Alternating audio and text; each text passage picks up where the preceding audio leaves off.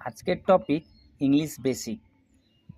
English is nothing but A game of 26 letters, অর্থাৎ ইংরেজি বিষয়টা সেরকম কিছু না, 26টা অক্ষরের খেলা। এ থেকে জেড মোট আছে 26টি। কতটি? 26টি। এর মধ্যে এ, ই, আই, ও, ইউ এই 5টি হচ্ছে ভাওয়েল, অর্থাৎ স্বরবর্ণ। এ, ই, আই, ও এই 5টি ভাওয়েল ছাড়া, অর্থাৎ 26 বিয়োগ 5 মোট 21টি কনসোনেন্ট, অর্থাৎ ব্যঞ্জনবর্ণ। যেমন আমরা বাংলায় স্বরবর্ণ পড়ি, ওই রকম এখানে ব্যঞ্জনবর্ণ কনসোনেন্ট, আর ভাওয়েল স্বরবর্ণ। ভাওয়েল স্বরবর্ণ, কনসোনেন্ট ব্যঞ্জনবর্ণ। যেমন ক আর দন্তন্য, এর মধ্যে একটা আকার আ আসছে স্বরবর্ণ, তবেই হচ্ছে কান। কান মানে কান।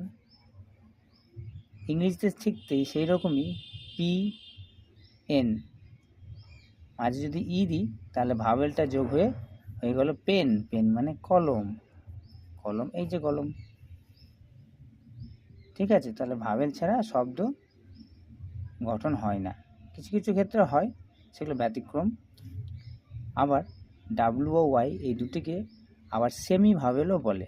সেমি কথাটা অর্থ হচ্ছে অর্ধ স্বরবর্ণ, মানে সম্পূর্ণ স্বরবর্ণ না, উচ্চারণটা এদের স্বরবর্ণ মতো হয়, তাই এদের সেমি ভাওয়েল বলা হয়।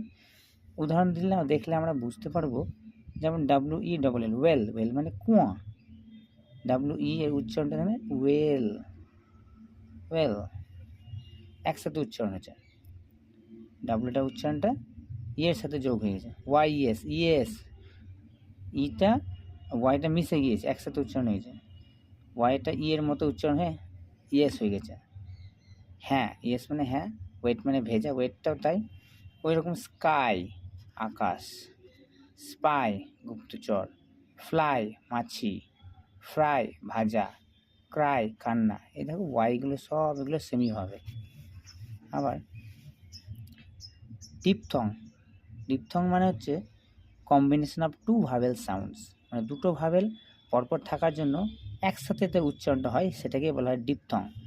উদাহরণ যেমন বয়, বি ও ওয়াই, ও আর ওয়াইটা একসাথে ওয়াই উচ্চারণ হচ্ছে বয়।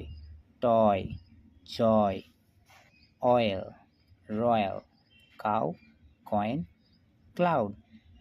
তোমরা এটা যত্ন করে শুনবে এবং ভিডিওটা বারবার দেখবে, সমস্তটা কনসেপ্টটা ক্লিয়ার হয়ে যাবে। ওকে।